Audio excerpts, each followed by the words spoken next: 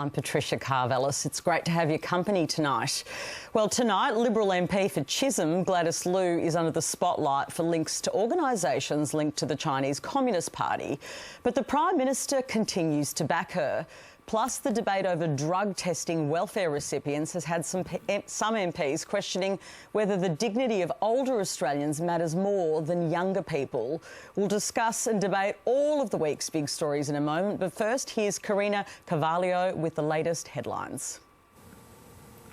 Thanks, Patricia. A number of fires are still burning across Queensland. The danger is far from over, with yet another alert issued for Sarabah in the Gold Coast hinterland, and conditions are set to worsen over the weekend. Meanwhile, the bushfire recovery effort is in full swing, with both the state and federal governments offering support to weary communities. The devastating losses in the Gold Coast hinterland, witnessed firsthand by the Prime Minister. I've been really good till I got back to here. There to lend emotional support and rally a flagging community. These natural disasters always have the most terrible of impacts, but they bring out the best of Australians. Financial help offered up too, with the activation of the Disaster Recovery Allowance. This is a temporary 13-week payment to allow people to get back up on their feet. The Premier was in the fire zone too, thanking emergency services for their tireless efforts. I've just met people who've been involved in Yazzie, who've been involved in the Brisbane floods, and now they're involved in this. So, I mean, what does that say about people? I mean, the amount of commitment that they have. She was reluctant to visit people's burnt homes just yet. We need to allow them to have their dignity and their peace at the moment. The bushfire threat isn't over, with dry weather and higher than average temperatures persisting. Continue to remain calm but alert as we move forward into the weekend. We will not put some of these fires out unless we get a lot of rain, and there is no rain in sight, so that's the difficulty you have. Every 10 minutes, these waterbombing helicopters are leaving Canungra off to fight those cluster of bushfires burning in the Gold Coast hinterland. For a community which has already been ravaged by bushfire, they're now facing another unpredictable week. We don't know whether something's going to happen or it's going to start being cleaner. The only certainty is they're sticking together. And thank our lucky stars that we're still all here. Johanna Marie, ABC News, Canungra. The Rural Fire Service is taking advantage of favourable weather conditions to strengthen containment lines on fires across New South Wales. Around 40 fires continue to burn, mostly in the state's north. 16 homes have been destroyed, including 14 in the fire burning near Drake.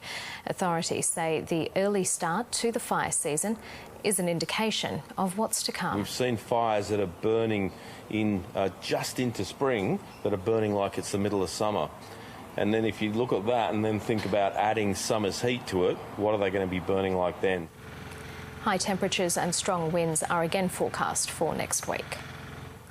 New Zealand's Prime Minister has announced a second tranche of gun control laws. Jacinda Ardern was in Christchurch to mark 6 months since the massacre in which 51 people died. There'll be tougher rules for gun dealers and owners to get and keep a firearms licence. And a national registry will be set up to monitor and track every legally held gun in New Zealand. The latest moves are in addition to a ban on military-style automatic weapons and a buyback scheme which has seen 19,000 guns surrendered. The owner of 2GB Macquarie Media is reviewing Alan Jones's breakfast show after offensive comments he made about the New Zealand Prime Minister.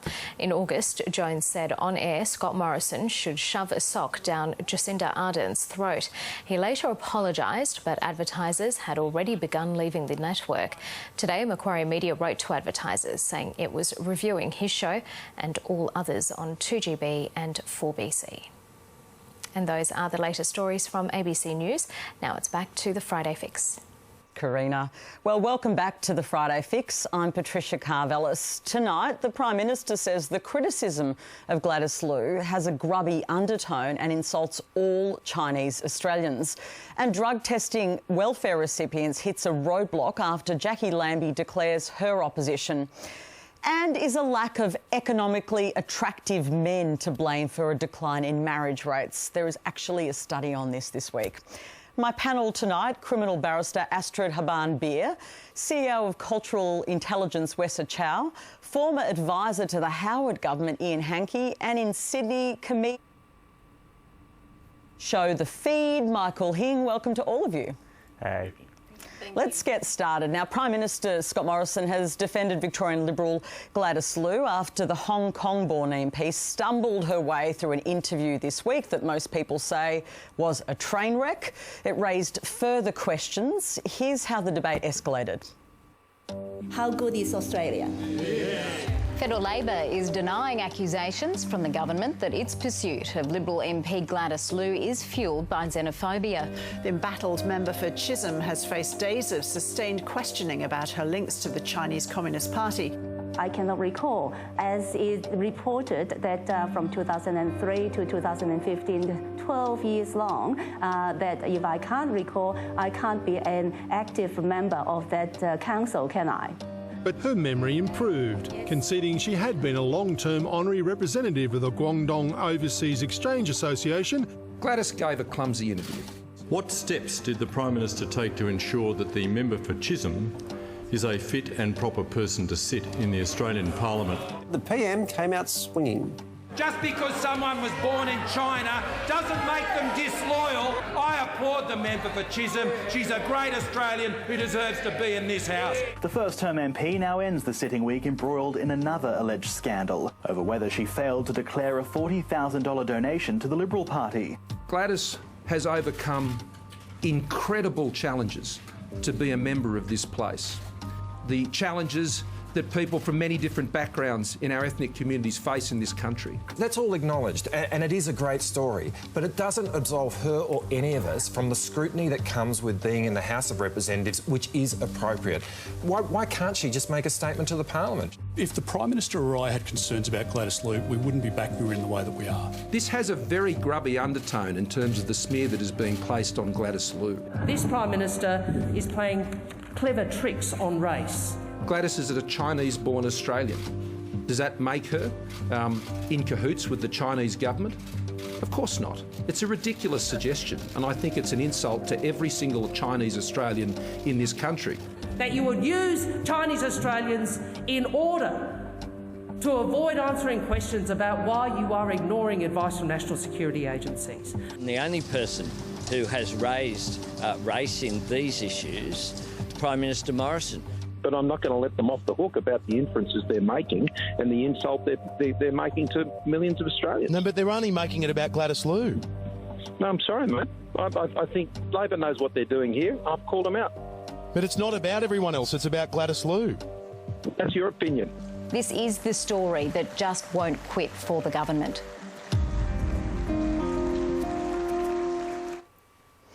So this has really dominated politics. It is still dominating as we go to air. Astrid, I'll start with you. Let's just, rewind, if we can, to that moment on the Bolt report where Gladys Liu really delivered quite an extraordinary interview. What did you make of what she said and then the statement the next day where she was essentially trying to mop it up?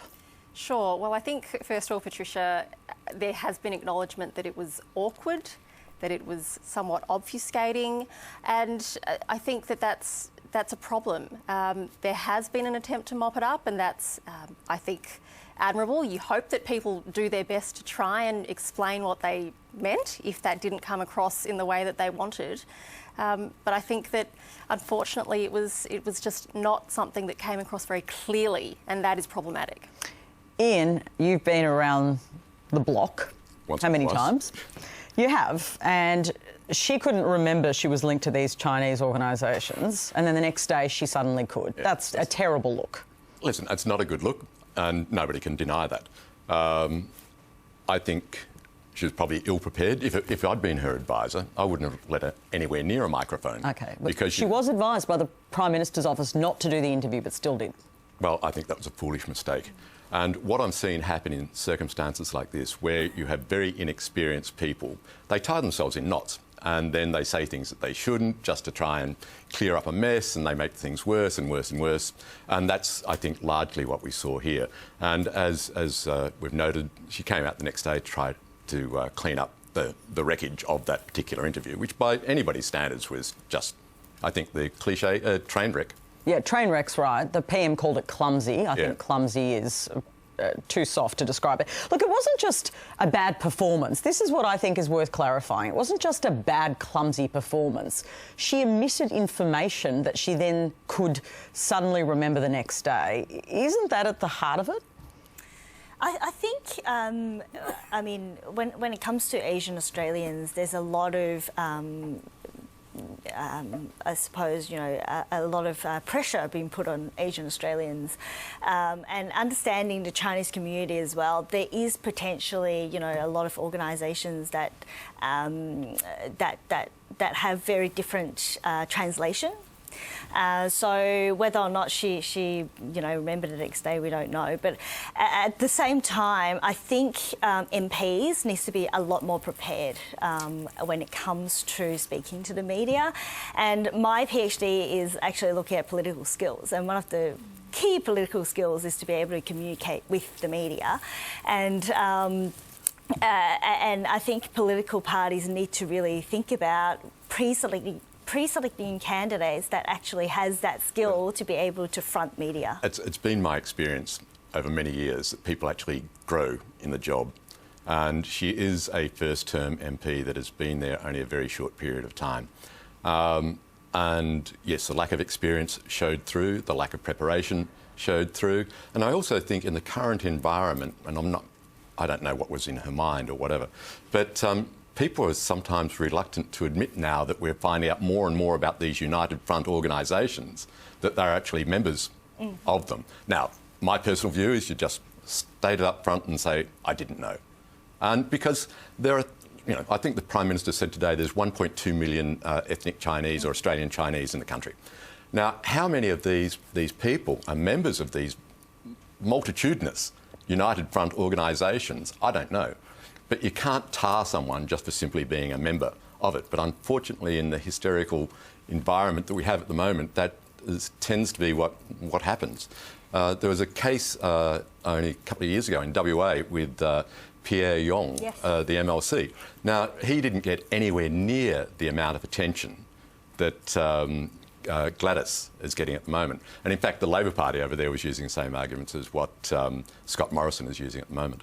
I want to bring in Michael. Michael, you saw this play out this week. Let's just start with the fact that she didn't remember that she was a member of these organisations that are communist government-linked organisations. Do you think that's a problem?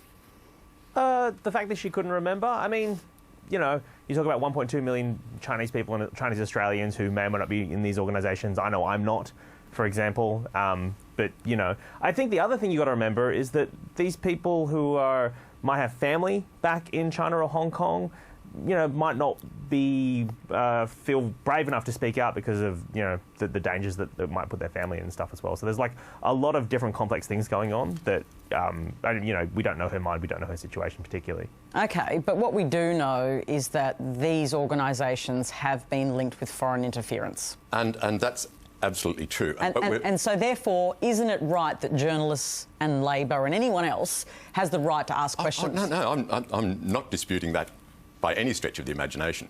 I'm saying that it's only relatively recent, over the past couple of years, where the general public and even members of the various communities would actually understand the depth of the propaganda that is reaching out from the United Front. Listen, Mark McGowan, the now Premier of WA, has been on the front page of the United Front newspaper, holding hands with the head of the United Front, who is a member of the CCP, when the Labor Party had the Australian Chinese Labor Party Association. So people get involved in these things without actually fully understanding the depth of what they're actually getting engaged with. Now, I think there is a far greater public awareness now of these particular things, and I think people will be far more wary of actually getting involved.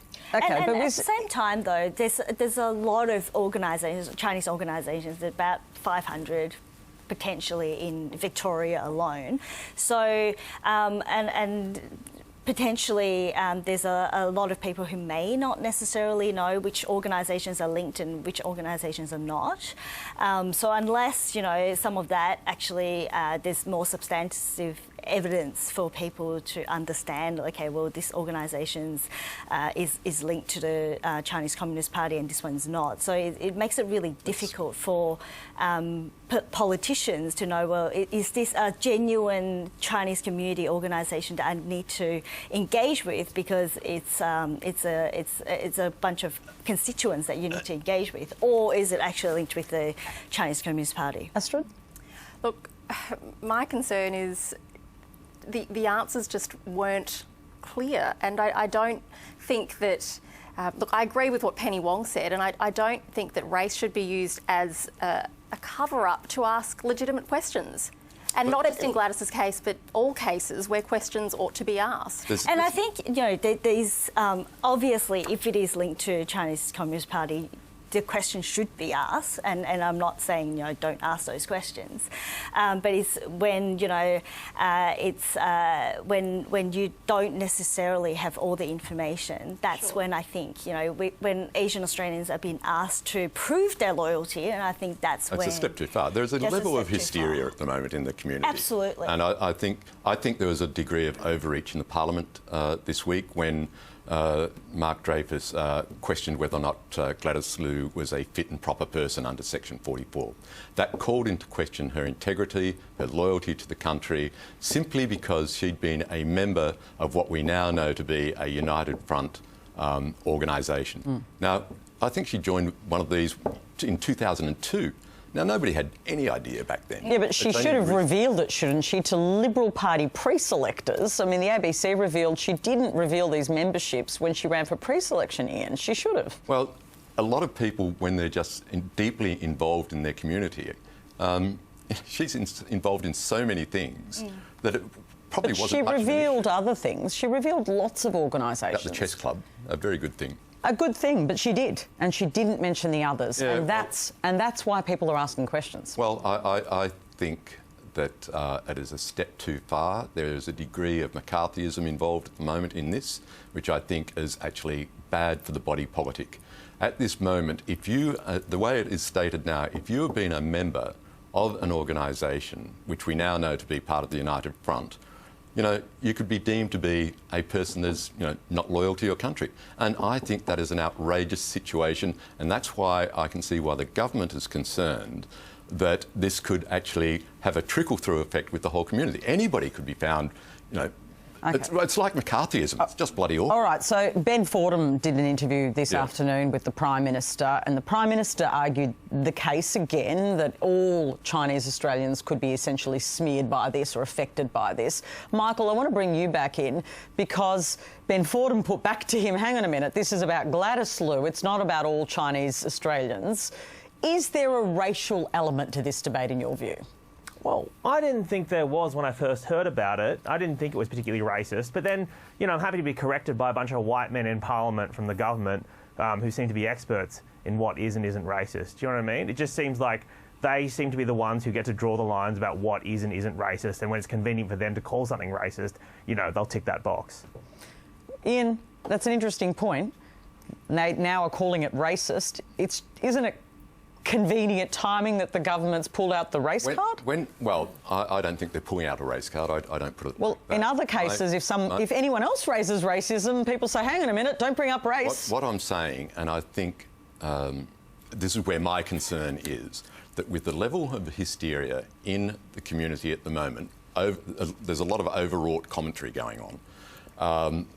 Allegations that you're not a fit and proper person has the ability to actually, indict's probably too high a word, but has the ability to bring into question other people's loyalty simply because they might not be of the same, you know, white Anglo stock as you know, a large percentage of the population. That is where my concern comes in with this. It is a degree of McCarthyism, in my view, when you start running down this route. Astrid, McCarthyism? Look, I don't think so. I think what this is really about is the broader issue of integrity and confidence in our public institutions. And yes, I agree that there has been a level of hysteria and there's a bit of a frenzy about this, which is unfair. I think it is overkill. Particularly as it never happened with Pierre Yong in WA. Well, I'm not sure about that case, but when we're talking about the integrity of parliamentarians and the institutions themselves, then let's ask the questions. Well, let's go to this issue of hysteria, because there's been a bit of a debate today. Now the Prime Minister's clarified. Let's watch it all play out. Where the Prime Minister, when Sam Dastyari, who was, of course, the Labor MP who lost his job over these issues around interference and donors, and there are absolutely different circumstances. I don't think they're equivalent entirely, but there are some comparisons you can make. The Prime Minister, here he is. I didn't use either of those phrases. It's about Shanghai Sam. Of course I remember saying Shanghai Sam. And Shanghai Sam did have to go, and he did go. So this is just another one of those silly little games that comes out of Canberra. And Yeah, so when you said I didn't use either of those phrases, you meant that phrase as in racist. Racist, that's right. Of course and I you wouldn't forget saying Shanghai Sam because you said it 800,000 times. No, of course I wouldn't, neither would you. And do you have any regrets about saying Shanghai Sam? Because I don't.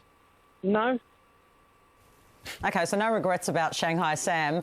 Michael, we're having a debate about the sort of racist layers in this debate or whether they exist. The Prime Minister has been questioned about Shanghai Sam, which he did use, and he now has clarified he used, although I don't know if we needed his clarity because we know he used it. Was that racist? I mean, what do you make of this debate? I feel like, honestly, sometimes in Australia, being racist is a lot like being on a train travelling at like 88 miles an hour. Like, you're sitting there doing nothing, but the racism is so fast, you just get caught up in it. Do you know what I mean? You mightn't even be moving. You mightn't even be doing anything real and racist yourself, but you've just sort of been steeped in it, and culturally you're just ready to, like, name call and, like, you know, be xenophobic and, you know, just beat the drums of fear, you know, when it suits you. So, yeah, I don't know. It's again, it just seems very convenient this is the time they've decided to crawl back into the hole. So, Wesa, you sound like you have some sympathy for Gladys Liu's position. Well, first of all, I mean, I don't agree with a lot of what she says, but then at the same time, I think being in the Chinese community as well, there are a lot of organisations, and it's really, really difficult to understand, you know, which organisation is which.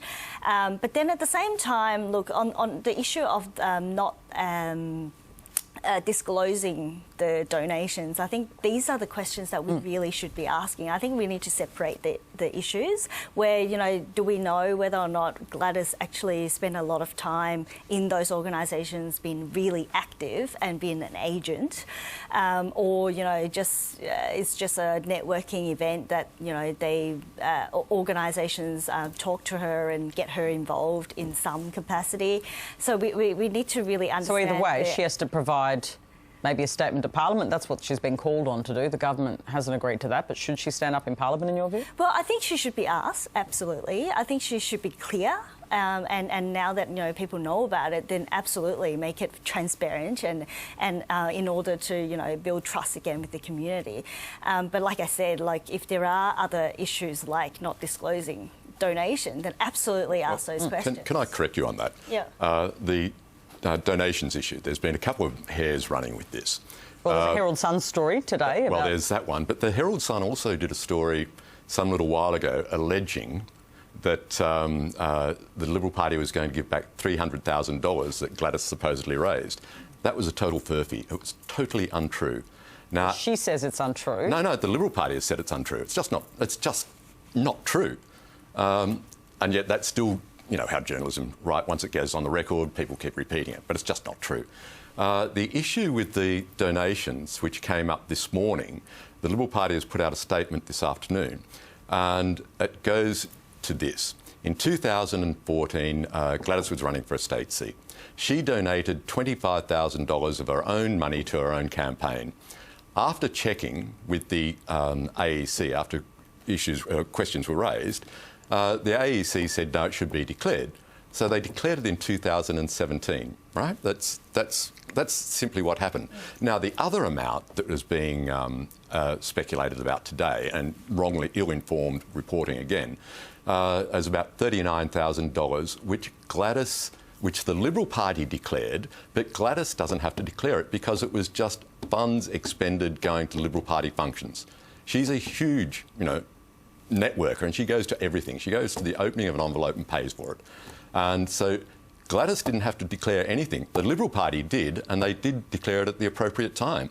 So again, this is actually just a hair that is running that's just not true. It proves to me, I'd love to get your views, Astrid, that we need absolute disclosure. If you're saying that story's wrong, this is wrong, it seems to me opaque, and I feel like we don't have real clarity around that. Well, the disclosure is in the AEC returns. With the detail about how much Gladys Liu has fundraised and all of the question marks that have been raised in the Parliament, in the newspapers. This is now becoming a story that needs clarity, doesn't it? Well, Gladys Liu has raised a considerable amount of money for the Liberal Party. No doubt about that. It's all been properly declared to the AEC. It is actually doing what is meant to be done. Now, there's nothing... She has done nothing wrong. And yet there are people leaking against her, clearly people in the Liberal Party. Astrid? Look, I think that transparency and disclosure are key issues when it comes to donations. And Ian, you point out that there's been disclosures made in the relevant times, but the problem is we don't have a regime where there is timely disclosure. Now you're talking about a different thing, which is not to do with Gladys Liu. But Astrid, Gladys Liu has actually followed the law, obeyed the law, so has the Liberal Party. And I agree with that. I'm not suggesting otherwise. But I certainly agree with Patricia that there is a level of opaqueness that we don't know about. And so we're talking about this after the fact. And I think, again, bringing it back to public confidence in democratic institutions and integrity in the system, Ian, I think that we have to question all of those things. And, well, maybe we ought to be questioning, are our transparency laws good enough? I'm quite happy to have a debate about that, but that's a separate issue. All right. I've got the talking stick again, as I like to call it in my own family. I have daughters that like to talk over me as well. On this issue, though, I just want to clarify before we move on to our next topic, and Wesa, I'd love to get your clarity. The Prime Minister says all Chinese Australians have been implicated. Now, do you agree with him? Well, look, when we look at Scott Morrison, he would defend anybody because he has a two-seat majority. So, he's absolutely trying to defend Gladys Liu there. So, but at the same time... But does it affect Chinese Australians who might be interested in public life? I think the fear-mongering definitely impacts on public life for a lot of Asian Australians, not just Chinese Australians, because a lot of Korean Australians are seen as Chinese Australians. It's already hard enough. So today I just ran the Asian Australian Leadership Summit, and there's already a lack of Asian Australians in leadership roles. And so this makes it harder, yes, and more scrutiny as well to any Asian Australians wanting to run for Parliament or any other leadership roles as well. Michael, you're a little neglected there. I'm bringing you back in. Don't worry, I love you. And I want to hear from you. Do you think that this creates a stigma for Asian Australians? Because clearly we need more Asian Australians in public life. And I say that quite deliberately because our parliaments should look like Australia. There are a lot of Asian Australians, and yet we don't see many in our parliaments. Does this affect Asian Australians, this story and the way it's playing out? Potentially, it might on the margins, but I feel like this is like the 10th order thing to fix, I feel. Like there are so many other things in terms of like representations in the media, societal expectations, the way branches vote and stuff like that, the way some of the racist leaflets are left around people. There's so many other things to fix before we talk about one specific woman and her ties to a potential, foundation that was linked to the Communist Party. Like, this seems like such a narrow, specific thing to this person, and everyone's being like, well, everyone who's born in China now, who lives in Australia, is now going to feel like they're being run out of town. And it's like, no. Like, you know what actually makes me feel like I'm being run out of town? When people yell at me on the train. Like why don't you deal with that rather than deal with this specific thing that just happens to be in your backyard? All right, let's turn our attention to drug testing welfare recipients. Social Services Minister Anne Ruston says she expects around 500 recipients to test positive initially for illicit substances as part of this 5,000-person drug testing trial. Now, the government has committed $10 million altogether for a treatment fund to offer support to those who do fail the test. But they've got to get the legislation through Parliament first, and Senator Lambie, Jackie Lambie that is, says it's not good enough. You show me when the buildings go up, you show me how many beds are in there, and then we'll go back to the table and we'll discuss it. I usually like to put the horse before the cart, not the cart before the horse. That usually works so much better. On fire there on Afternoon Briefing with me this week. I'll start with you, Michael, because I won't neglect you twice. What do you think of this idea? I mean, just to put one argument to you, some people say it stigmatises the unemployed, but there are industries where you are forced to do a drug test, and if you work in mines, for instance, you are forced to do it. Do you think it's fair? Okay, with drug testing, if it was more across the board, so it was like, if anyone is receiving some sort of government welfare, then we're going to be drug testing them. It just seems like it's specifically this one group of people, and that's why people feel maligned and like they're being singled out. Like the largest welfare group is actually pensioners. Like, why aren't we drug testing pensioners, for example? If that's what you want to stop, if that's the kind of behaviour you want to discourage, why aren't you looking at that? Why aren't you looking at politicians? Why aren't you looking at ABC employees, for example? They could be getting drug tested for the government money they receive? Yes, OK, I'm happy to be drug tested. You'll find lots of caffeine in my sample. Astrid? Look, Patricia, my concern is that there is a risk that this will further entrench inequity and inequality in society, and I just want the government to be clear, what is the purpose behind this drug testing? Is it punitive? If it is, let's say so. Let's punish you. But let's just be clear about what that is, and I want to know, is there data, is there evidence that shows that this kind of intervention, this policy intervention, will have an effect? Well, that's why you have a trial. That's why you have a trial. Yeah, because there isn't the evidence yet. You accept that, Ian. There isn't. And that's why we're having a trial.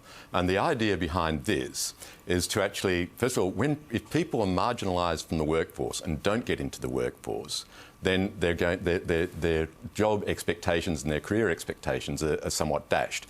Now, the idea behind this is to actually try and find out, first of all, if a large number of young people who are trying to get a job and get into the market are being held back either by drug impacts or whatever. Like, we know that with the target group, that the people who are unemployed in this sort of target group are about 3.1 times more likely to be on amphetamines than what the rest of the average population is of that group. So therefore, trying to find out whether or not people are actually on this, which is going to hold them back from potential employment, and then helping them to actually get off this, I think is a major thing, because it's going to set themselves for a better future. That's what it's about. OK, are you convinced, Astrid? I know you're very passionate about this one. Look, I have to say, Ian, I'm not convinced. I think more information would be of benefit, but really, in my view, and look, I defend people who are involved in drugs, who have been affected by drugs. I also prosecute them. The issue with drugs is that it's a health issue, but and that's why we have to help them. Well, and I'm glad that there is a suggestion that there's a rehabilitation. Rehabilitation. There's $10 million offered for further rehabilitation. Maybe we have to put more in, and maybe Senator Lambie will squeeze a few more dollars out of the government. And good luck if she does. Maybe, but I'm just not convinced that this is the right way to address what is a really serious problem. Cutting off money. I mean... No, it's not cutting off money. That is not true. Restricting... It's putting them on a welfare card, which is actually controlling them. Quarantining the money. Yeah, quarantining the money, that's all. Wesa, are you a fan of this idea? I'm not a fan of this idea at all. I think it's quite unfair, and I think, with drug issues, it's multi-layered as well. And so, if you put, that type of restrictions on them, you're actually entrenching that inequality for a lot of people. And look, what's the motivation for, not getting certain amounts of money just for... It's interesting. I interviewed Bill Shorten also on Afternoon Briefing on the News Channel this week, and he said to me, the thing about addiction, and he's been doing a lot of kind of work around this stuff, he says the thing about addiction is you've got to want to be helped. And this is true. People who want to come off drugs decide themselves that they are coming to come off drugs. This is the other way around. Ian, isn't that perhaps the problem with this, that you're just not going to get the results you want because it's coming from the wrong direction? I understand what Bill's saying, but there are also circumstances where people can't make that move. And this is a way of actually assisting them. Nothing is going to be taken away from them. They will actually get rehabilitation. We've found that the government expects that after 25 days there'll be quite a few people that actually will no longer be using drugs, or will be down to 2 or 3% as opposed to 10% that they think are using them at the moment. Now, that's a massive improvement. Now, listen, getting people off drugs is hard. But I think we need to try everything that we possibly can in our armoury to do so.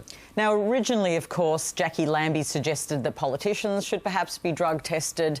It became clear that she was just using this to make an argument really against the broader policy. But, Michael, many politicians have said, yes, I'm happy to be drug tested. I'm happy to give my sample. I have been inundated with text messages on my other show, RN Drive on Radio National, from texters who say they should also have alcohol tests for politicians if we're going to just talk about drug testing alone. Why isn't alcohol being seen this way? What do you make of that argument? Well, it's funny. I was talking to someone today on the street. I did some little vox pops for SBS. And people were obsessed with this idea. People think that politicians are just drinking out all the time. People talk about how good the wine in Parliament House is. Like, people were obsessed with this idea that politicians are just drunk all the time. And, you know, occasionally it leaks out, these sort of benders they go on and whatnot. The thing that kind of, like, strikes me as quite strange about this whole thing is the quarantining of the money onto the cash card.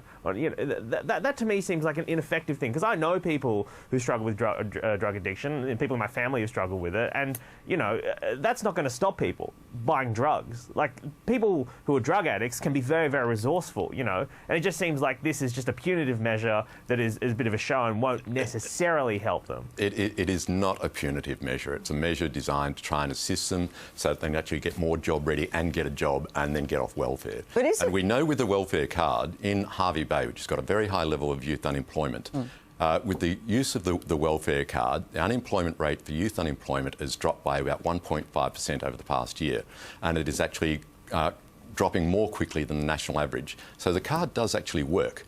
There are mixed results for the card, but we're not going to go through the whole thing. No, but it does have an impact. And so I think we really need training. If you can get people off welfare into a job, that is actually a good stepping stone for the future. And that's a simple reality. But I just want to go to this. Isn't alcohol the elephant in the room? Like, we've got this obsession with drugs, and I think there's a reason for us. We should be interested in drugs and we should be interested in rehabilitation, don't get me wrong. But are we not having enough of a conversation about alcohol as well in this country? Completely agree. If we're serious about harm reduction, which is what this is about, then we should be talking about alcohol, the legal drug. Alcohol is legal. Wesa? Well, yeah, I think we should be looking at alcohol as well. And, you know, just coming from a summit with Asian-Australians, I mean, that's a lot of comments about, well, why do we drink a lot of alcohol in Australia, right? Oh, right. So you noticed the difference? Yes, absolutely. From a cultural perspective, like, there's a lot of other cultures who may not consume alcohol as much. So, you know, having a culture where, you know, you have a beer pretty much every Friday afternoon is something that certain people from different cultures may not associate with, and sometimes those Friday afternoon drinks may actually create a divide between Asian Australians who may not want to drink as opposed to other people who just want to enjoy their drinks. That's a really interesting one. Michael, have you observed that in your own experience too, a kind of cultural divide around the way we view drinking in this case, but all sorts of, I don't know, bad things? Yeah, I mean, yeah, classically. I mean, like, Australians are also even just weirdly very proud of how much they drink. They are. And see it as a sort of a weird bravery thing where, like, I drank 40 drinks and therefore I'm the best person. Like, it culturally it's just very odd to me to see. That people are proud of that. It's like, you didn't do it. You just ingested alcohol, which is an addictive substance. That's not why you haven't achieved anything. You know, that's odd to me. Now, let's move on to another topic. The drama continues in the UK over Brexit. British Prime Minister Boris Johnson has denied any wrongdoing over his reasons for suspending the British Parliament for 5 weeks. Here he is.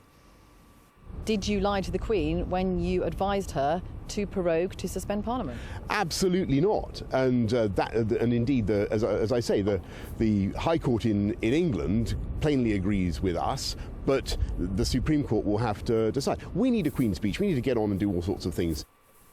OK, so it certainly makes the Australian democracy seem very stable and banal, boring. I mean, we've got to thank him for that. We've got Trump and we've got Boris Johnson, and then Scott Morrison seems like the daggy-dad stability option. We have such a different model. Michael, I suppose I've got to get your comedy hat on. You must be enjoying Boris Johnson enormously.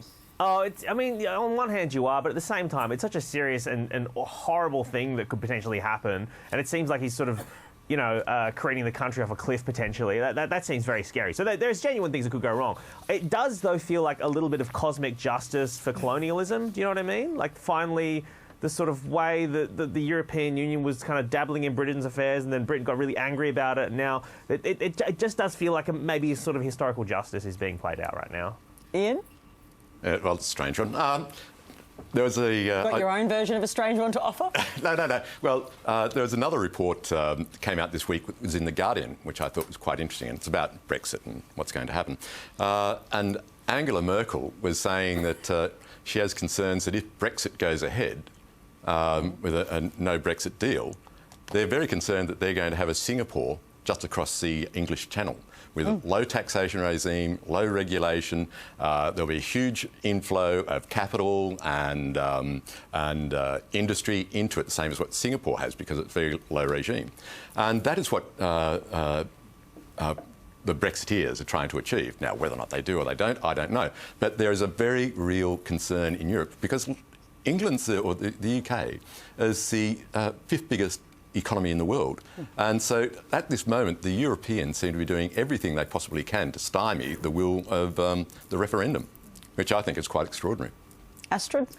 Look, it would, if it wasn't so sad, it would almost be funny.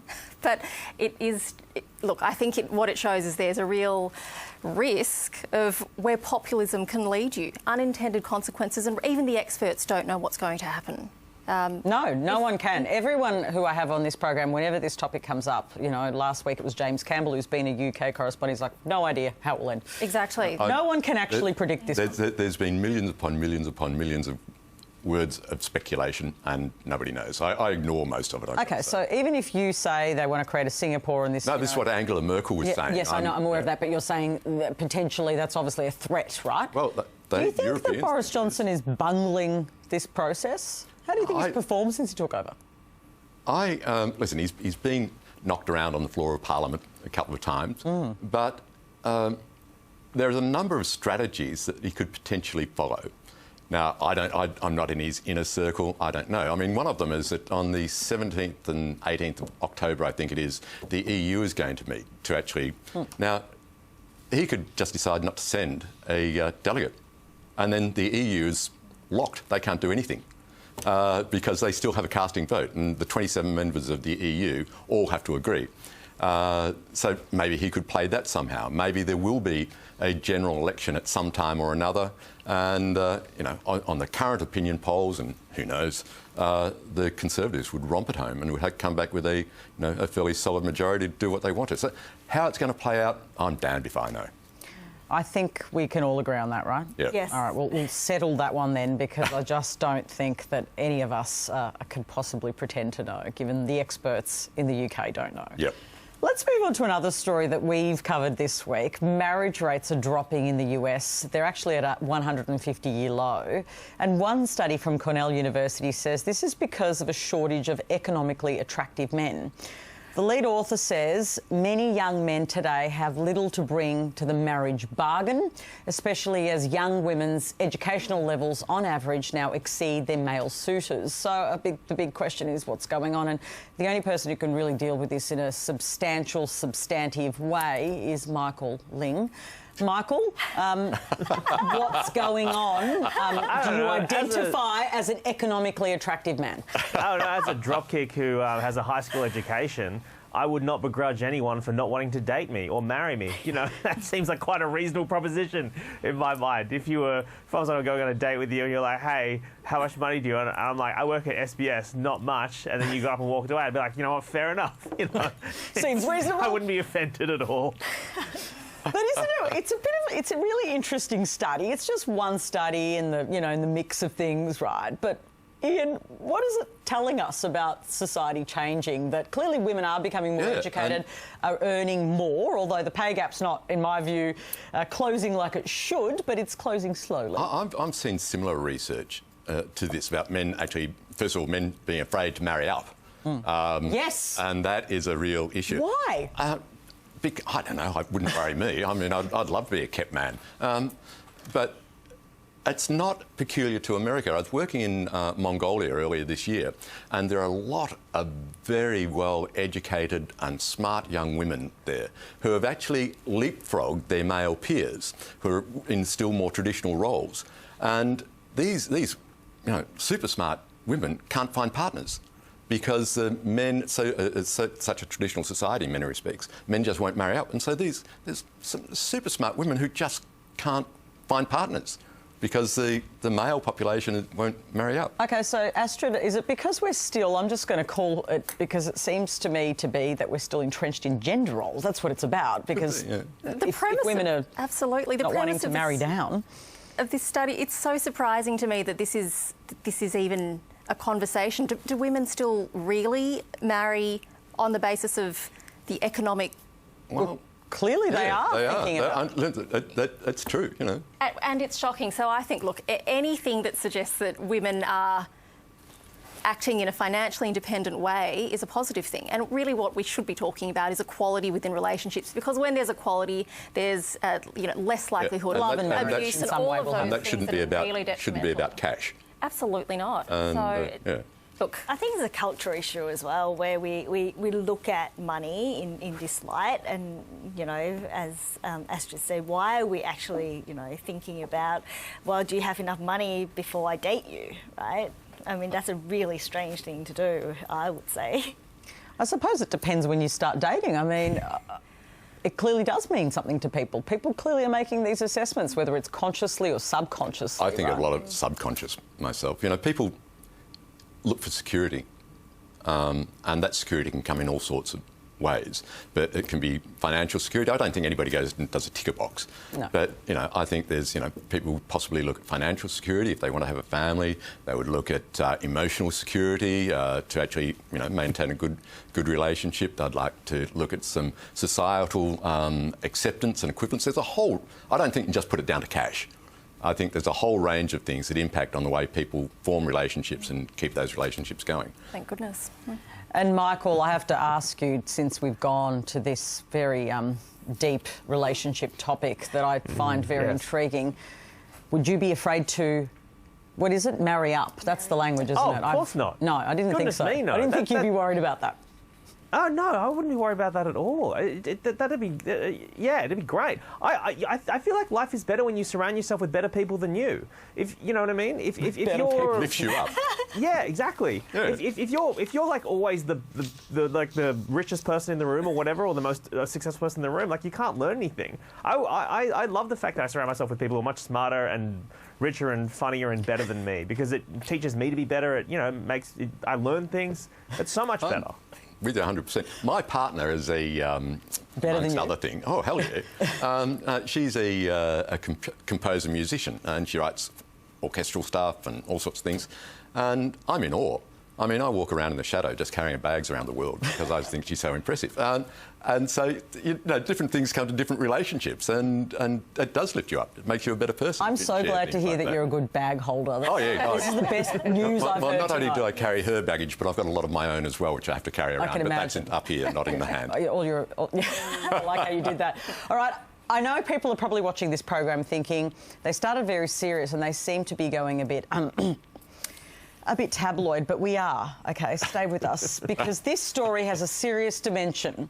Grammy Award winner Taylor Swift could soon be asking people to calm down because something has happened on her social media feed. That's right, she's being essentially attacked because she's going to perform at the Melbourne Cup. I imagine she's going to get paid very handsomely for playing at the Melbourne Cup, a couple of songs.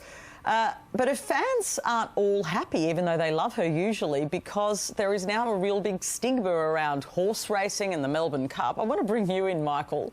The Melbourne Cup has become quite a politicised event, right?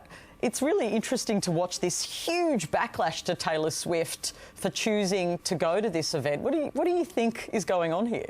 I think people are kind of just realising that whipping horses to make them go faster for your entertainment, when you could be betting on, you know, people fighting or people running fast or, you know, people doing things that they consent to, you know, it just seems like a waste of time to do it to horses. It seems quite cruel to do it to horses, really.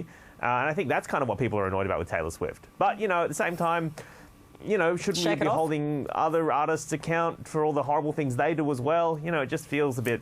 I don't know. It feels like she's getting it feels like everyone is suffering in this situation. It's a pretty noisy minority that's doing But they are noisy. I mean, they are very noisy, Cup and I now... think they get more coverage than they deserve. And I mean, it's a very clever technique to actually attack Taylor Swift when you're only a small, noisy group. But are they just a small group? I think they're growing. Am I right? Well, I think they're not just the same size. I think more and more people are agreeing with this. I think in this racing thing, it's been about the same size for many, many years. I don't see in my reading, I don't see it growing as a group. Wesa? I think there's a lot more people who are conscious of animal cruelty, and I think, you know, a lot of these people obviously would be Taylor Swift's fans. Are you a Taylor Swift fan? I'm not actually. Okay. It's good to just conflict of interest dealt with. Yes, but at the same time, you know, I think there's a lot more young people who are, you know, conscious about these things and making sure that people that they follow actually do the right things, and I think it's a good thing. I used to have a racehorse, or a horse's tail. And well, good luck to your social media feed, but yes. Yeah, exactly. I'm going to be ruined now. But the horses love it. They get out there and they run and they love it. A lot of text now. I don't know. Look, I've been involved with Lawyers for Animals in the past. I have actually given legal advice to the Coalition for the Protection of Racehorses on a previous occasion a number of years ago. I think these are legitimate questions to be asked. I put my hand up and say, look, I have also been to the races years ago. And so have I. You know, it is a big social event in Melbourne. It's also good for the economy and there's lots of things. But we can't escape the fact that this is cruel. It is not cruel. Well, look, there's a view that this is cruel. I subscribe to that view. I think it's cruel. I think that what the Coalition are doing they are being strategic, and look, that's what they do. Oh, yeah, I know they do. They're doing it very effectively. I didn't argue that. I just said they're a very, very noisy little group, and I think the way they've targeted Taylor is very clever. Yeah, well, let's see if she pulls out. I don't know if the campaign will grow, but it's really interesting, and clearly she's being paid quite well to turn up. I think a couple of songs, and that's all she's doing here. All right, it's the end of the show, which means it's time for Can't Let It Go, where all of our guests share something that they can't let go of, a cultural share or something they want to share for whatever reason. And we're going to start with you, Astrid. I was also at the Asian-Australian Leaders Summit today, and the thing that was really resonating with me was, especially in this reduction of welfare state type, those conversations, is the importance of family. And I think that Asians really do it well. The importance of the family being a social net that you can rely on. Family is the best social network that you can have. They step in when times get tough, and look, maybe we're going to need to see more of that. And look, what I have is, and I don't know if I can actually let go of it, it's actually my height. Because we were actually talking about... I don't know if you're ever going to let go of your height. Well, exactly. Because, we were talking about, you know, when we talk about leaders, they're usually the tall male, and for female, they usually wear the heels, but then at the same time, I've got really bad knees, so I can't wear my heels. So I would love to be able to grow taller, but that's not necessarily going to be possible. You know, us short people, yes, we punch above our weight. I think I'm actually shorter than you. So. You reckon? No. Oh, yeah, I don't absolutely. Think so. You're never going to let go of that, but you know what? I think leaders come in all sorts of different sizes. I think we need to embrace that. We absolutely need to embrace that. That summit, I just want to stay on that for a moment before we move on to you, Ian. But you mentioned it a few times in our conversation tonight, and it's really been a natural reference as well, because we're having this debate about Gladys Liu and Chinese Australians and Asian Australians in public life. But that leadership summit has been a really pivotal event in Australia. It's really generated a lot of conversations today. What's been the thing that you've taken out of that big, broad conversation that you think we need to be having as a conversation in Australia? Well, first of all, I think this conversation is a conversation that everyone is really dying for, and it's a conversation that, you know, and a lot of people actually talked about the need to really share some of these stories, and there are really senior Asian Australians who've shared, you know, some of the difficulties they've experienced that they may not necessarily had the opportunity or the safe space to be able to share some of these stories. And so I think it's only the start, really, to continue driving the agenda and making sure that organisations are thinking about cultural diversity, and making sure that we think about how to build inclusive cultures within, you know, all different organisations, so that we actually start to see Asian Australians getting into more senior leadership roles, and so that the leadership in Australia actually looks similar to the population. Ian? I haven't really got a cultural share, but it was something that came up on the list of things that we might talk about today, and that was the death of B.J. Habibi, who was responsible for the referendum in Timor-Leste in 1999. And the reason I think that's interesting is because I've got a particular interest in Timor-Leste, having worked there about 18 times since 2007 and 2008. And it was 20 years ago last week when the referendum was held, and it was carried overwhelmingly by the people of Timor-Leste. And I think that's a great thing to celebrate and a great thing to remember, because Australia had a part in this, an important part, and it's something we should all be proud of. Now, we've had our differences over the years, but you know, I think it's a major milestone, and I think B.J. Habibi should be remembered very much for what he actually did and achieved. I actually have a beautiful clip. I hope I think we've got it. We'll just play it now, where Xanana Gusmao, who then became president of Timor-Leste, came and met Habibi in the hospital bed. It's gone absolutely viral. It's an incredible piece of footage, really, to see these men. Habibi, of course, allowed the referendum to happen. It's an incredible... I have re-watched it, honestly, about 20 times, because to see these leaders embrace like this is incredible. It's incredible. Michael, final word from you. Well, after some very serious chats, the thing I've been obsessed with this week is a new television show I discovered from New Zealand, of all places, called New Zealand Today, hosted by Guy Williams. It is honestly one of the funniest things I've ever seen. It's all up on YouTube now. He basically goes around to small towns in regional New Zealand, and he just kind of chats to people, and that's the entirety of it. The most recent one I watched was he was talking to a gang member, a very serious gang member from the Mongrel Mob, which is a very serious gang who'd done time in prison and stuff, which is very serious. But this man has now started a health blog, and just the absurdity of that made me laugh so much. So Guy Williams, New Zealand Today, it is maybe the funniest television show I've seen in years. It's that really is a great point to end on, because now I've got something to watch after this show. Thank you so much for all of you for coming in. That's all we have time for tonight. Thank you to my guests, Astrid Haban-Beer, Wesa Chau, Ian Hankey, and in Sydney, Michael Ling. Catch you later. Cheers. Thank you.